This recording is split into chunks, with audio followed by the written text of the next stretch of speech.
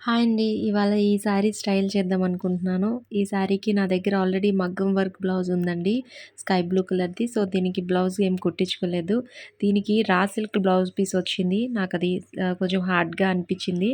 So, నా దగ్గర already blouse ఉంది కదా! అందుకే కుట్టించుకోలేదు. ఈ బ్లౌజ్ ఎలా ఉంది? దీనికి సెట్ అయిందా? ఈ బ్లౌజ్‌ని నేను ఒక 1 ఇయర్ బ్యాకు ఒక షాప్‌లో 2000 రూపీస్‌కి నేను తీసుకున్నాను. కంప్లీట్‌గా మగ్గం వర్క్‌తో వచ్చిందండి.